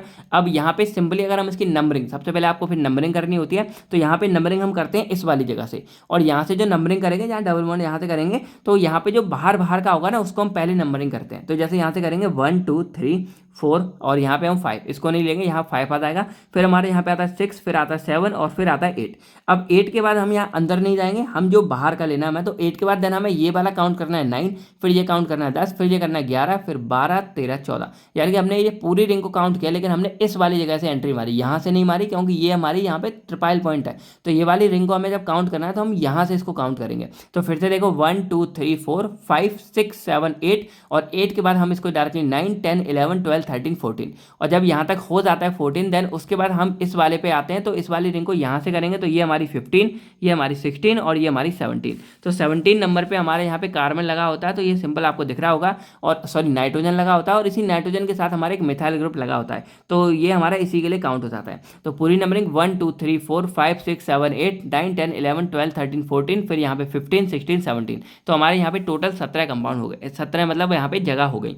अब यहाँ पे सिंपली ये देखा जाता है कि जब हम इसमें कुछ भी मॉडिफिकेशन करेंगे, यानी कि जो हम इसके स्ट्रक्चर को बदलेंगे, तो कौन कौन सी जगह पे बदल सकते हैं। तो अगर सिंपली हम बात करें तो बेसिकली इस पूरे में हमारी 5 रिंग है, पहली हमारी आती है ए, हमारी होगी बेंजीन रिंग। जो हमारी वी है वो हमारी होगी एक साइक्लोहेक्सेन रिंग। उसके बाद जो हमारी सी यहाँ पे आपको दिख रही होगी, ये हमारी पार्शियली अनसैचुरेटेड साइक्लोहेक्सेन रिंग होगी। वैसे साइक्लोहेक्सेन है लेकिन एक पार्शियली अनसैचुरेटेड, यानी कि एक इसमें डबल बॉन्ड आ गया इसलिए। इसके बाद जो हमारी डी है, ये ऊपर दिख रही होगी, ये हमारी पिपरिडिन रिंग होती है। तो जो हमारा पिपरिडिन होता है उसमें नाइट्रोजन हमारा लगा होता है, तो ये हमारी पिपरिडिन रिंग हो गई। और आखिरी वाली हमारी होती है टेट्राहाइड्रोफ्यूरेन रिंग। तो यहाँ पूरी हमारी एक फ्यूरेन की रिंग होती है। अब इसको टेट्रा हाइड्रो क्यों बोल देते हैं, क्योंकि देखो यहाँ यहाँ यहाँ जहाँ चार जगह हमारे हाइड्रोजन लगे होते हैं और यहाँ पे सिर्फ ऑक्सीजन है, तो इसीलिए इसको हम टेट्रा हाइड्रो रिंग यहाँ पे बोल देते हैं। अब बात करें इसमें मॉडिफिकेशन या सब्सटीट्यूट हम कहाँ कहाँ कर सकते हैं, तो डायरेक्टली हम यहाँ पे करके देख लेते हैं। तो सबसे पहले हम करेंगे एन एल्काइलेशन। अब देखो एन यहाँ भी लग जाए ना, आपको पोजीशन कहाँ पे जरूरत ही नहीं है, क्योंकि आप सिंबल देखो कि एन हमारा कहाँ होता है। तो इस पूरे में एन हमारा कहाँ पे, यहाँ पे है। तो यहाँ पे अगर हम कुछ एन एल्काइलेशन, अब इस एन पे हम क्या करेंगे, एल्काइल ग्रुप कोई और लगाएंगे। तो अभी हमारा ये लगा हुआ है, लेकिन हम क्या करें, अगर यहाँ पे कोई और एल्काइल ग्रुप लगा दें तब हमारा क्या इफेक्ट पड़ सकता है। तो ये हमारा जो पोजीशन है ना, यहाँ पे जो NCH3 ग्रुप लगा हुआ है, एन एल्काइल ग्रुप लगा है, वो हमारा एक्टिविटी के लिए बहुत जरूरी है, यानी कि फिट है। लेकिन अब मैं क्या करूँ कि मैं इसमें भी सब्सटीट्यूट लगाऊँ, इसमें कोई और रिंग वगैरह लगाऊंगा, तो उससे जो मेरी ऑपिएट की एक्टिविटी है वो हमारी डिक्रीज हो जाती है, यानी कि जो मॉर्फिन का काम है वो हमारा डिक्रीज हो जाएगा। अब इसके अलावा मैं क्या करूँ, अगर मैं इस एन की जगह जो एन मिथाइल है इसको रिप्लेस करके अगर मैं यहाँ पे कोई एल्किन ग्रुप जोड़ दूँ, मान लो मैंने ये जोड़ दिया, तो ये मान लो कि जो ये काम दिखा रहा था ना ओपिएट का, ये काम तो अपना दिखाना बंद कर देगा, बस कि इसको रोकने वाला और बन जाएगा, यानी कि ये हमारा इसका एंटागोनिस्ट बन जाएगा। अभी ये एगोनिस्ट है, यानी कि अपना एक्शन शो कर रहे हैं, तो इसको ब्लॉकर बन जाता है। अगर हम क्या करेंगे, यहाँ पे CH3 की जगह हम यहाँ पे कोई इथीन लगा देते हैं, जो हमारा ये दिख रहा है, तो हमारा एक क्या बन जाएगा, एंटागोनिस्ट बन जाएगा। एग्जाम्पल जैसे हमारा नेलक्सोन हो गया। अब हमारा सेकंड पोजीशन आती है ओ एल्काइलेशन। अब ओ एल्काइलेशन बेसिकली हमारी ऑर्थो पोजीशन हो गई यहाँ पे। तो ओ एल्काइलेशन यहाँ पे डिनोट की जा रही है इस वाली जगह से।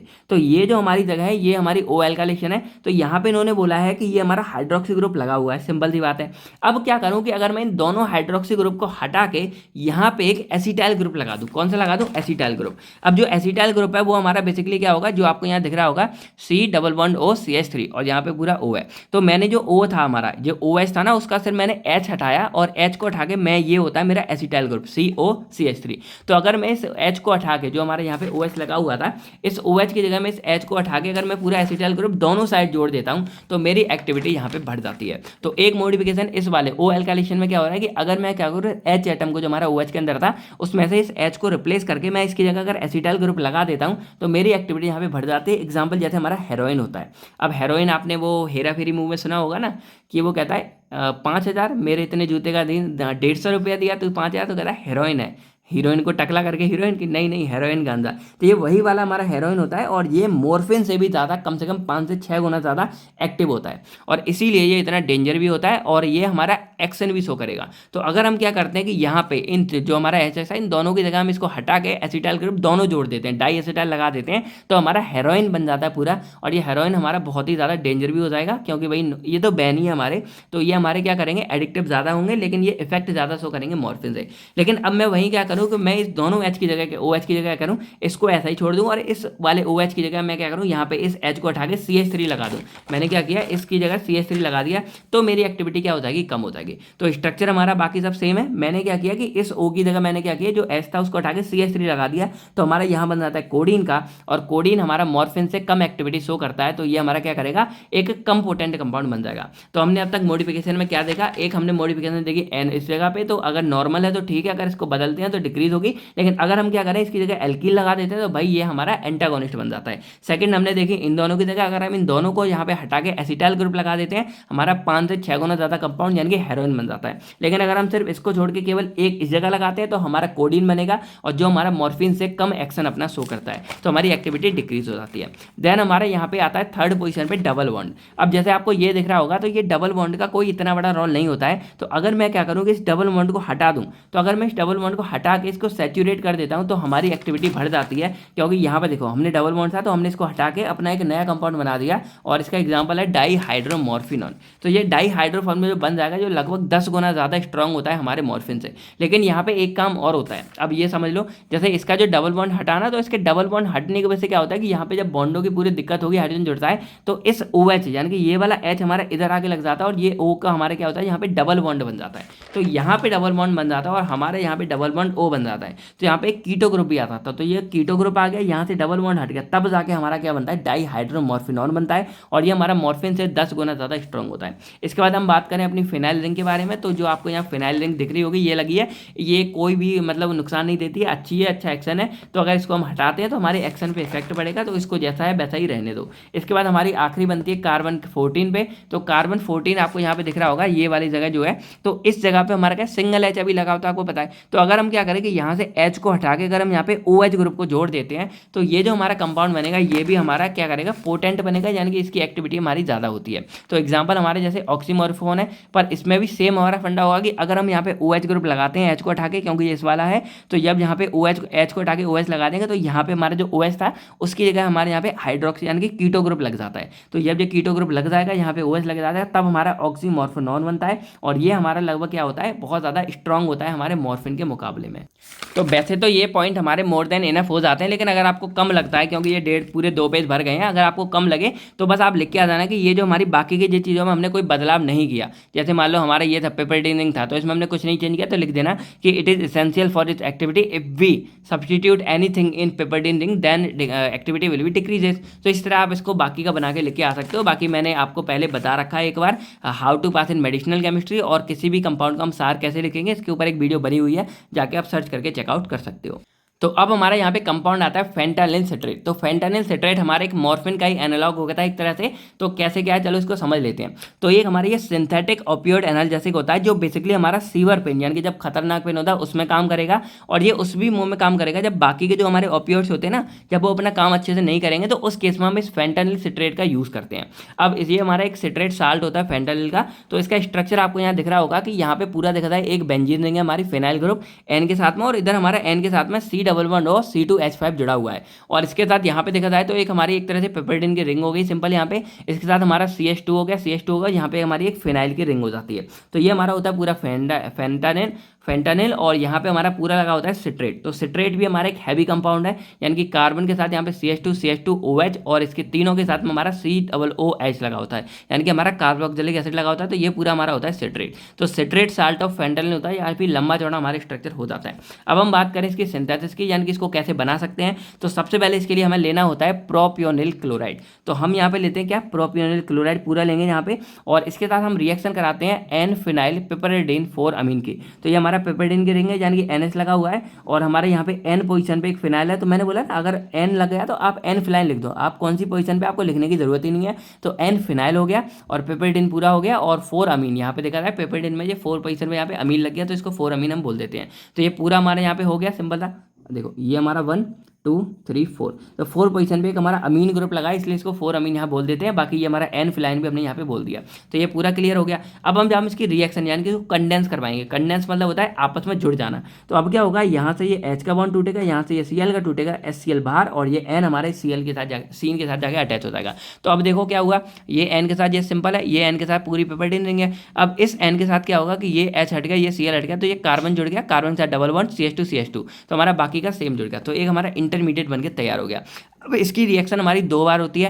पहले हम यहाँ पे करवाते हैं यहाँ पे फेन इथाइल क्लोराइड के साथ में। तो फेन इथाइल क्लोराइड का फॉर्मूला होता है, यहाँ पे हमारी बेंजीन रिंग है, CH2CL होता है। अब इधर जो हमारा होता है ना, इधर तरफ जुड़ गया, अब इधर जुड़ने की बारी है। तो इधर से ये वाला H और इधर से ये Cl, ये HCl हमारा बाहर निकलेगा और ये घूम के हमारी जो है यहाँ पे जुड़ जाती है। तो अब देखो ये पूरा का पूरा जो हमारा इंटरमीडिएट बना वो सेम का सेम हो गया। अब यहाँ से जो N के साथ H था वो हमारा हट गया, और यहाँ से Cl हट गया। तो अब इसको जोड़ दो, CH2 और ये पूरी रिंग जोड़ दो। तो बस हमने पहले क्या किया, इनको आपस में कंडेंस किया, देन हमने इनको आपस में कंडेंस किया, और हमारा फेंटानिल बनके तैयार हो जाता है। और इस फेंटानिल के बाद हम यहाँ पे सिट्रिक एसिड कंडेंसेशन करवाते हैं। तो हमारा जो सिट्रेट था जो आपको यहाँ बाद में दिख रहा होगा, वो भी यहाँ पे जुड़ के तैयार हो जाता है। तो ये हमारी सिंपल सी सिंथेसिस यहाँ पे आपने देख ली होगी। अब सिंपल यहाँ पे थोड़ी सी बात मैंने लिख दिया, आप चाहो इसको नोट डाउन कर सकते हो। तो अब हम बात करें इसके मैकेनिज्म ऑफ एक्शन के बारे में। तो पहली बात देखो, जितने भी मॉर्फिन है ना, ये हाईली लाइपोफिलिक नेचर के होते हैं, और इसीलिए ये हमारे ब्रेन यानी कि जो हमारा ब्लड ब्रेन बैरियर होता है, जो ब्रेन में जिससे हमारी दवाई जाती है, वो पूरे को ईजिली क्रॉस कर जाता है, और हमारे ब्रेन में जाके हमारे CNS के ऊपर डायरेक्टली अटैक करता है। तो हमारे CNS में जाके जो हमारे ओपियोइड रिसेप्टर होते हैं ना, जो मेनली म्यू रिसेप्टर जो होता है, ये वाला जो फेंटानिल वाला का म्यू रिसेप्टर होता है, वहाँ पे जाके बाइंड करेगा, वहाँ पे GPCR को एक्टिवेट करेगा, एडेनिलाइटिस साइक्लेज को डिक्रीज करेगा, कैंप लेवल को डिक्रीज करेगा, और और हमारे पेन को कम करता है। अब ये बेसिकली पेन को कम कैसे करता है, तो जो हमारा सीएनएस है उसके अंदर हमारे जो पेन के न्यूरोट्रांसमीटर होते हैं ना, उनको जाके ये रोक देता है, यानी कि उनके रिलीज ही नहीं होने देगा। और जब हमारे ब्रेन में पेन के न्यूरोट्रांसमीटर रिलीज ही नहीं होंगे तो हमें कुछ भी फील नहीं होगा कि कहीं दर्द हो रहा है, कैसा हो रहा है। अब जैसे एग्जांपल जो मैंने बोला कि मान लो यहाँ पे हाथ वगैरह अगर कुछ कट गया है, ये पूरा हाथ कट गया है, तो इस हाथ पे दर्द होने से पहले जो सीएनएस है वो जो पेन की स्टिमुलेशन भेजेगा, तो ये पेन के न्यूरोट्रांसमीटर आएंगे ही नहीं, और जब पेन के स्टिमुलेशन ही नहीं आएगा तो हमें पेन फील ही नहीं होता है। तो ये काम हमारा यहाँ पे इजीली होता है। और ये बाकी हमारे जो सेकंड मैकेनिज्म क्या है कि ये हमारे गाबा को एक्टिवेट करता है, और गाबा हमारा एक इनहिबिटरी नेचर का होता है, तो ये हमारे बाकी के न्यूरोट्रांसमीटर को भी कम करता है, जो हमने पहले बात कर ली थी। इस तरह ये अपने एक्शन शो करते हैं। इसके यूजेस के बारे में बात करें तो ये हमारा ओपियोइड एनाल्जेसिक होता है। इसके अलावा जो फेंटानिल है वो लगभग 80 टाइम मोर पोटेंट होता है हमारा मॉर्फिन से, यानी कि काफ़ी ज़्यादा स्ट्रॉन्ग होता है। तो अगर कोई सीवर केस है उसमें इसका इस्तेमाल करेंगे, क्रॉनिक पेन है इसमें इसका इस्तेमाल करते हैं। इसके अलावा जो सर्जिकल प्रोसीजर होते हैं तब भी हम इसका जो इस्तेमाल वगैरह कर लेते हैं। तो ये हमारे हो गए नार्कोटिक के। अब हम बात करते हैं नार्कोटिक एंटागोनिस्ट के बारे में। तो इसके बारे में कुछ भी नहीं लिखना, एग्जाम वगैरह में कुछ नहीं आता। सिंपली इतना समझो कि जो नार्कोटिक अपना एक्शन शो कर रहे थे अपने इसको, यानी कि जो हमारे म्यू रिसेप्टर थे ना उस पर जाके बाइंड करके, तो नार्कोटिक एंटागोनिस्ट क्या करते हैं कि ये हमारे उस नार्कोटिक के इफेक्ट को क्या करते हैं, ब्लॉक कर देते हैं। यानी कि ये उसके इफेक्ट को ब्लॉक कर देंगे या फिर रिवर्स कर देते हैं, यानी कि बैक भी ले आते हैं। अब ये जरूरी क्यों है, अगर मान लो किसी ने नार्कोटिक, किसी ने ओपीएम, मॉर्फिन, ड्रग कोई ज़्यादा ले लिया, तो उस केस में उसको ओवरडोज हो जाएगा, उसको पॉइजनिंग होगी। तो उस केस में हम इस नार्कोटिक एंटागोनिस्ट का यूज़ करते हैं, जो बेसिकली क्या करेगा, जो उसने ज़्यादा ऐसा ड्रग वगैरह ले लिया उसके इफेक्ट को कम करता है। और इसके लिए बेसिकली ये हमारे क्या करेंगे, एक मैकेनिज्म क्या है कि जो ओपियोइड के रिसेप्टर थे जो सीएनएस पे लगे थे उनको जाके ये खुद ब्लॉक कर देगा। तो जब इसने खुद ब्लॉक कर दिया तो हमारा जो बाकी का था, यानी कि जो नार्कोटिक हमारे ड्रग थे मॉर्फिन, फेंटानिल, वो जाके एक्सेप्ट नहीं हो पाएंगे, तो अपना एक्शन शो नहीं करते। दूसरा ये क्या करेगा, उसके इफेक्ट को रिवर्स कर देगा। अब ऐसे कैसे करेगा, तो जो हमारे न्यूरोट्रांसमीटर थे जो मतलब ब्लॉकिंग वाले थे,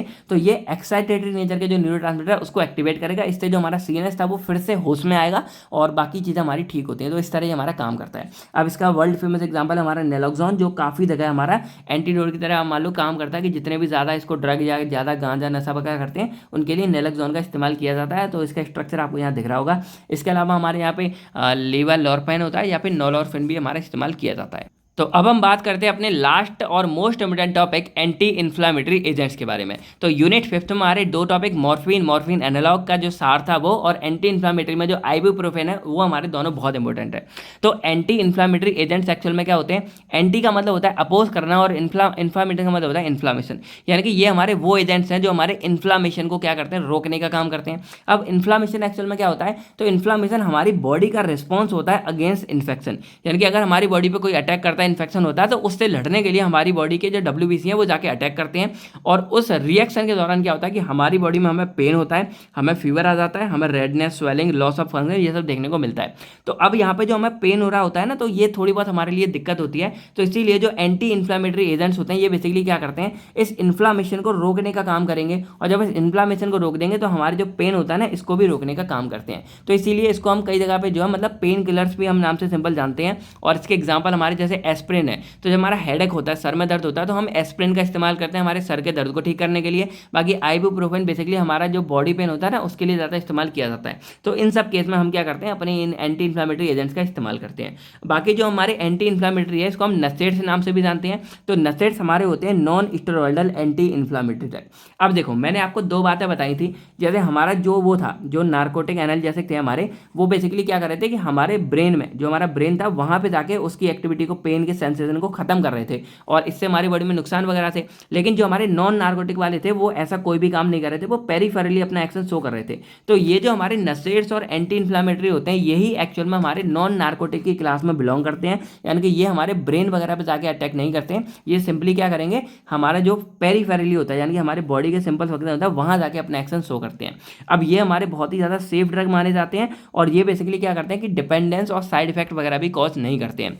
लेकिन वही नुकसान मैंने आपको बताया कि ये भाई नुकसानदायक नहीं है, लेकिन क्या है कि ये बहुत ज़्यादा कम, यानी कि जब लेस सीवर पेन होता है ना, बहुत ज़्यादा पेन होगा तब ये कुछ नहीं करेंगे। जो लेस सीवर है, छोटी मोटी चीज़ों के लिए पेन होता है, उसमें ये हमारे काफ़ी ज़्यादा हेल्पफुल होते हैं। तो इसके एग्जाम्पल हमारे होते हैं mefenamic acid, ibuprofen, aspirin, diclofenac आपने सुना होगा, निमोसिला आपने सुना होगा, एसिक्लोफेनिक आपने सुना होगा, पैरासीटामोल आपने सुना होगा। अब इसकी अगर क्लासिफिकेशन के बारे में बात करें तो बेसिकली 4 क्लासों में हम इसको डिवाइड कर सकते हैं। पहला आता है नॉन सेलेक्टिव कॉक्स इनहिबिटर। ये क्या होते हैं आपको आगे समझ आएगा, फिर हमारे प्रीफरेंशियल होते हैं कॉक्स इनहिबिटर, फिर हमारे सिलेक्टिव कॉक्स 2 इनहिबिटर्स होते हैं, फिर हमारे एनाल्जेसिक एंटीबायोटिक, यानी कि दोनों ही क्लास में बिलोंग करते हैं with poor anti inflammatory, inflammatory कम लेकिन हमारे पेन और फीवर को ज़्यादा कम करते हैं। इसमें हमारा पैरासीटामोल आता है। अब मेरा आपसे एक क्वेश्चन है, मैंने पहले से लिख के रखा था, आपसे पूछूंगा कि पैरासीटामोल को हम और किस नाम से जानते हैं, ये आपको कमेंट करके बताना है। यानी कि पैरासीटामोल को दूसरा नाम क्या होता है, ये आपको कमेंट करके बताना है। बाकी अगर आप लोगों ने अब तक पढ़ लिया होगा तो जनरल एनेस्थेसिया की डेफिनेशन और एंटी इन्फ्लामेटरी या नसेड की डेफिनेशन कमेंट करके लिखो। तो अब यहाँ पे जो हमारे नॉन सेलेक्टिव कॉक्स इनहिबिटर्स आते हैं, इसमें हमारा एस्प्रिन हो गया, आइबुप्रोफेन हो गया, नेप्रोक्सन हो गया, मेफेनेमिक एसिड हो गया, ये हमारे आते हैं। अब जो हमें पढ़ना है यहाँ पे, जिनकी सिंथेसिस वगैरह पढ़नी है, वो हमारा एक होता है मेफेनेमिक एसिड और एक हमें आइबुप्रोफेन। इन दोनों ड्रग के बारे में हमें अच्छे से पढ़ना पड़ेगा। इसके अलावा जो हमारे प्रीफरेंशियल होते हैं, इसमें हमारा निम्बूसिलाइड आता है, डाइक्लोफेनेक आता है, एसिक्लोफेनेक आता है। सिलेक्टिव कॉक्स 2 इनहिबिटर में हमारे सेलिकोक्सिब आते हैं और रीडो आते हैं। ठीक है, तो ये हमने यहाँ पे देख लिया। अब हम क्या करेंगे कि एक एक करके सभी के बारे में बात करेंगे। लेकिन अब हम क्या करते हैं, देखो सबके बारे में एक एक करके बात करना दिक्कत है, तो हम क्या करेंगे, मैकेनिज्म ऑफ एक्शन सबका एक कॉमन पढ़ लेते हैं कि जितने भी हमारे नसेड्स हैं या जितने भी हमारे एंटी इन्फ्लामेटरी हैं, वो अपना एक्शन कैसे शो करते हैं। तो उसके लिए सबसे पहले सिंपली आपको समझना पड़ेगा कि मान लो ये हमारा सेल मेम्ब्रेन है, जितने भी हमारी बॉडी है, तो भाई बॉडी सारी की सारी हमारी सेल से मिलकर बनी है। तो सेल्स की जो मेम्ब्रेन होती है ना, वो हमारी ये है। अब आपको पता होगा कि जो हमारी सेल्स की मेम्ब्रेन है वो हमारी फॉस्फोलिपिड से मिलकर बनी होती है, और फॉस्फोलिपिड की भी 2 लेयर होती हैं, एक ये लेयर है, एक ये लेयर है, तो बाई लेयर ऑफ फॉस्फोलिपिड से मिलकर बनी होती है। अब जैसे मान लो कि कोई भी इंजरी होती है, कोई भी नुकसान, कोई भी फॉरेन सब्सटेंस आता है, हमारे क्या होते हैं, जो सेल्स होता है ना, इनके ऊपर स्ट्रेस पड़ेगा और सेल्स में इंजरी होती है। सिंपल सी बात है। तो जब सेल्स में इंजरी होती है, तो इंजरी जैसे ही हमारे सेल मेम्ब्रेन के पास आएगी, यहाँ पे सेल मेम्ब्रेन के पास आएगी, ये हमारा एक एंजाइम रिलीज करता है जिसका नाम होता है फॉस्फोलाइपेज A2। तो फॉस्फोलाइपेज A2 हमारे वो एंजाइम होता है जो क्या करेगा, इस फॉस्फोलिपिड जो हमारा मेन जो बाइलेयर होती है, इस फॉस्फोलिपिड को एरिकिडोनिक एसिड में कन्वर्ट कर देगा। तो क्या बनाया, फॉस्फोलिपिड ने बनाया एरिकिडोनिक एसिड।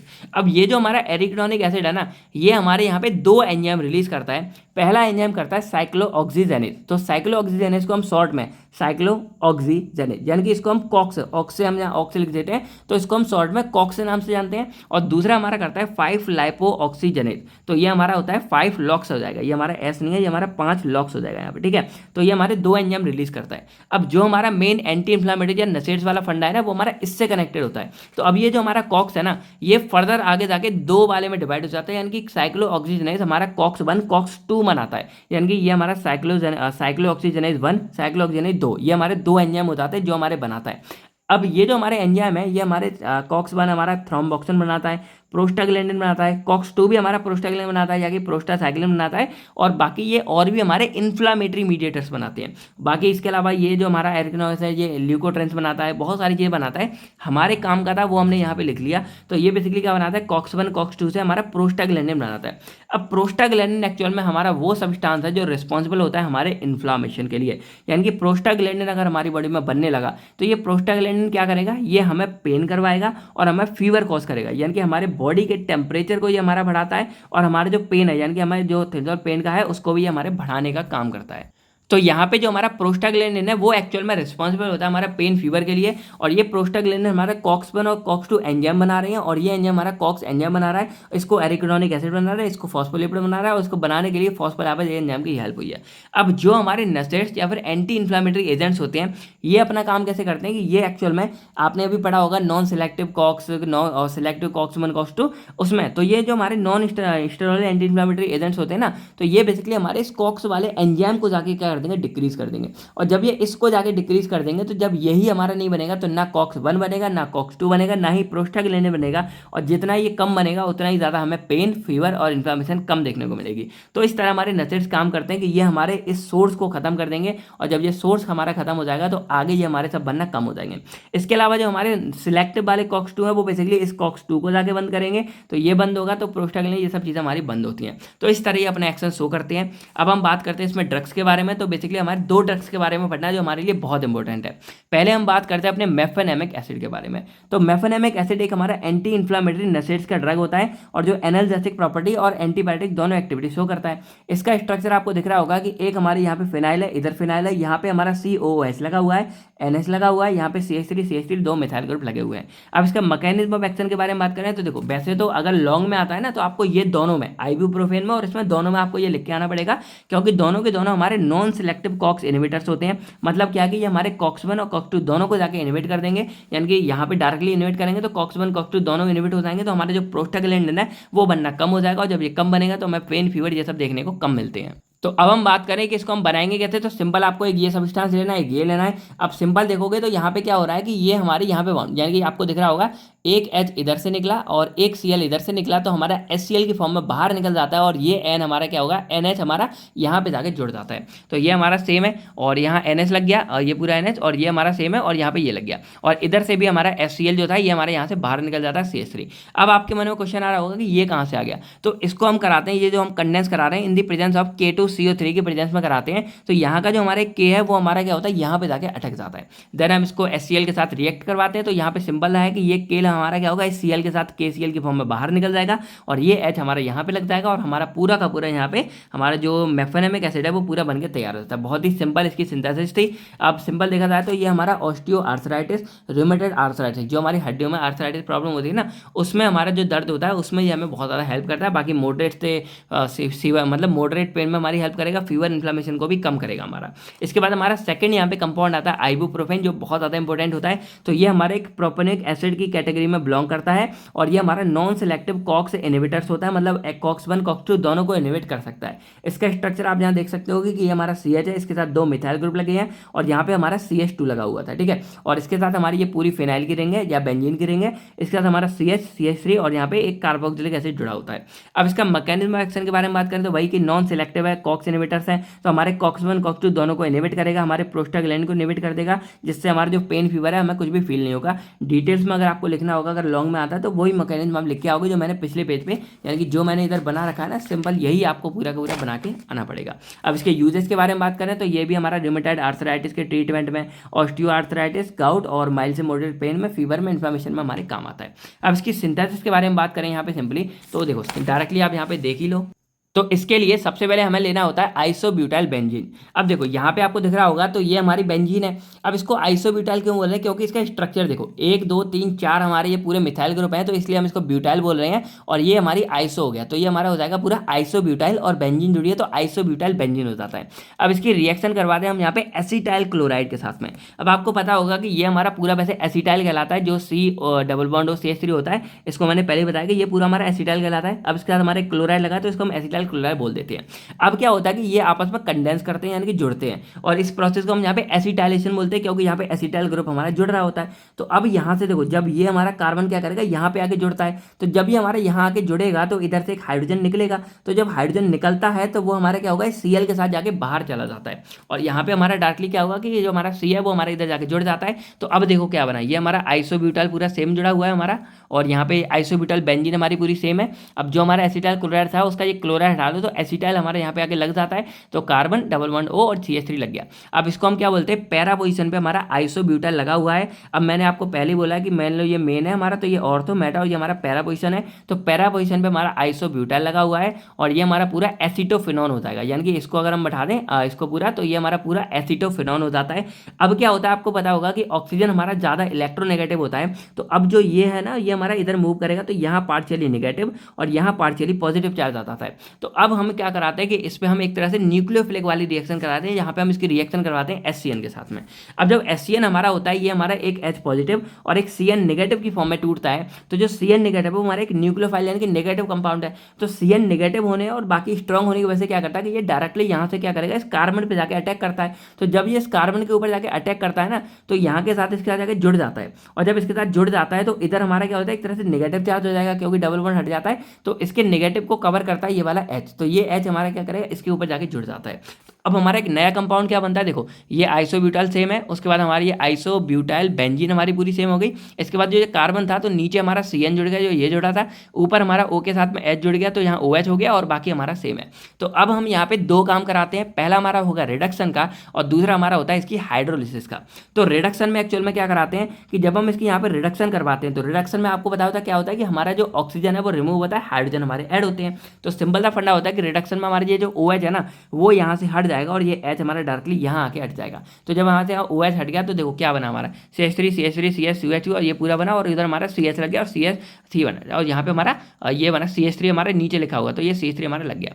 अब हम इसकी सेकंड करवाते हैं हाइड्रोलिसिस। तो सिंपल सा फंडा है कि जब भी आपको ये जो हमारा पूरा बना है साइनोहाइड्रन बना है, जब भी आप इसकी हाइड्रोलिसिस करवाते हो पानी की रिएक्शन में, पानी के साथ में मतलब करवाते हैं, तो सिंपल सा फंडा है कि ये जो हमारा CN है ये हमारे यहाँ से रिमूव हो जाएगा और CN की जगह हमारे यहाँ पे जो है कार्बोक्सिलिक एसिड आके लग जाता है। तो सिंपल सा फंडा आता है, देखो हमारा बाकी सब सेम है, ये H इधर आ गया और O हमारा हट गया तो CH बन गया, इसके बाद CH3 हमारा ये CH3 है। अब जो CN था वो हट जाएगा हमारा हाइड्रोलिसिस में और डायरेक्टली हमारे जो है COOH यानी कि हमारा कार्बोक्सिलिक एसिड आके लग जाता है और इसी वाले पूरे कंपाउंड को हम यहाँ पे आइबुप्रोफेन बोल देते हैं और इसीलिए इसको हम प्रोपियोनिक एसिड का डेरिवेटिव बोलते हैं क्योंकि यहाँ पे एक एसिड आ रहा होता है। तो ये पूरा हमारा आइबुप्रोफेन बनकर तैयार हो गया। तो आई होप आपको ये पूरी यूनिट अच्छे से समझ आ गई होगी। कम टाइम था तो कम टाइम में जितना पॉसिबल हो सका, क्योंकि बहुत बड़ी यूनिट है, हमने इसको कवर किया। तो अब सारा कुछ हमारा बहुत इंपॉर्टेंट था। अब बताओ भाई, सारा सिलेबस कंप्लीट है। अब आपको वीडियो कैसी लगी भाई कमेंट करके बताओ। बाकी अगर कोई भी डाउट्स आप कमेंट करके हमसे पूछ सकते हैं। बाकी मैं मिलता हूँ आपसे बहुत नेक्स्ट वीडियो में, तब तक थैंक यू, टेक केयर, अपना भी फैमिली का ख्याल रखेगा। बाय बाय दोस्तों, जय हिंद दोस्तों, all the best for your exam.